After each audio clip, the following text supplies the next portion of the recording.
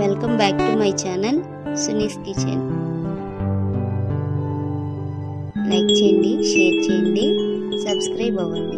Hi అండి, ఈరోజు మీకు ఒక మంచి చట్నీ చేసి చూపిస్తాను. రైస్లోకి, చపాతీ, దోశ దేనికైనా సరే చాలా టేస్టీగా ఉంటుంది.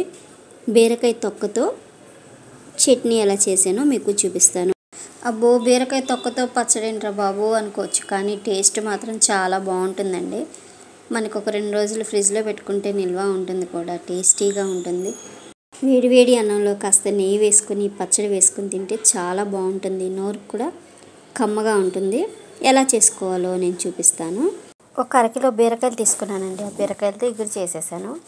ఆ పైన వచ్చే ఇలా పల్స్గా ఉన్న తొక్క తీసుకున్నాను. బీరకాయలు లేతగా ఉన్నాయి కాబట్టి ఈ తొక్కతో చట్నీ చాలా బాగా వచ్చింది. ముదిరిగా ఉందనుకోండి, మనం తొక్క తీసినప్పుడు రజన్లా వస్తుంది. అది ఒకవేళ ముదిరిగా ఉన్నా కొంచెం కడిగి ఆ రజన్ అనేది తీసేసి అప్పుడు మీరు పచ్చడి చేసుకోవచ్చు. ఒక కళాయి పెట్టేసుకుందామండి.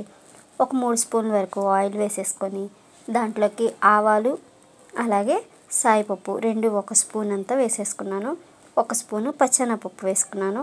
1 స్పూనున్నర పల్లీలు వేసుకున్నాను. నేను తీసుకున్న స్పూను పెద్దదండి, అంటే మామూలు స్పూన్ కన్నా కొంచెం పెద్దదే. అంటే మామూలు స్పూన్తో 1 స్పూనున్నర అలా పడతాయి, అలా తీసుకున్నాను. ఇవి కాస్త వేగుతున్నప్పుడు ఒక 10 పచ్చిమిర్చిని ఇలాగా 2 ముక్కలుగా కట్ చేసి వేసేసుకున్నానండి. ఇవి కారం ఉండవు కాబట్టి 10 వేసాను. 1 స్పూను జీలకర్ర వేసుకున్నాను.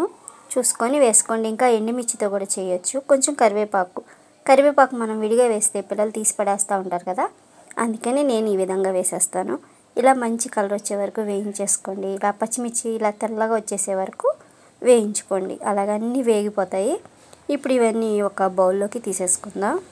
కొంతమందికి ఎన్ని కూరలు ఉన్నా రోటి పచ్చడి అనేది ఒక ముద్దకైనా ఉండాలనుకుంటారు. నిల్వ పచ్చడైనా రోటి పచ్చడైనా ఒక ముద్దకు వేసుకుంటారు కదా, అలాంటి వాళ్ళ కోసం ఈ పచ్చడి చేసి పెట్టండి. అసలు చాలా టేస్టీగా ఉంటుంది.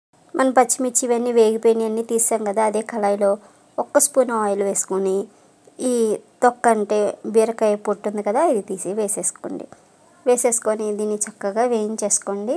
లో ఫ్లేమ్ పెట్టుకొని వేయించుకోండి. హై పెట్టామనుకోండి త్వరగా మాడిపోతుంది. ఇక ఈ చల్లారిపోయింది. కొంచెం చింతపండు కూడా వాటర్లో వేసి నానబెట్టి పక్కన పెట్టుకున్నాను. ఇంక ఇప్పుడు మిక్సీ జార్ తీసేసుకుందాం. ఇవి కూడా చల్లగా అయిపోయినాయి.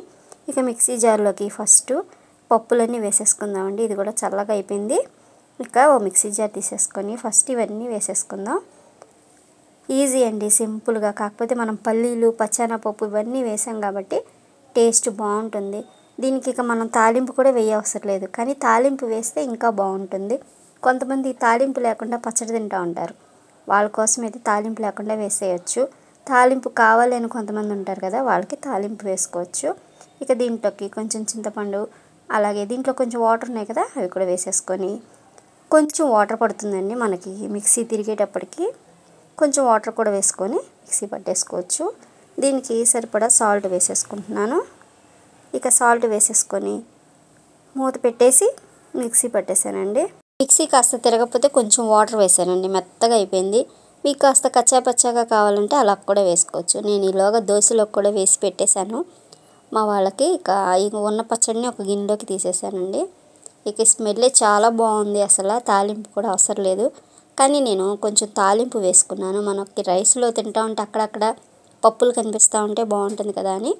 ఇక తాలింపు కోసం పచ్చెనపప్పు, తాలింపులు, జీలకర్ర, కరివేపాకు, ఎండుమిర్చి వేసి ఈ విధంగా తాలింపు వేసుకున్న. కాస్త ఇంగువ కూడా వేసుకున్నానండి. ఆ ఫ్లేవర్ నాకు చాలా ఇష్టంగా ఉంటుంది. ఇక ఇది వేసేసి కలిపేసుకొని ఇక వేడి అన్నంలో వేసేసుకొని ఇక టేస్ట్ చూసేయడమే. చాలా సింపుల్గా చేశాను కదండి. బీరకాయ తొక్కే కదా అనుకుంటాం, దాంతో పచ్చడి చేసి చూడండి, చాలా బాగుంటుంది. ట్రై చేయండి, టేస్ట్ చేయండి. Thank you for watching my video.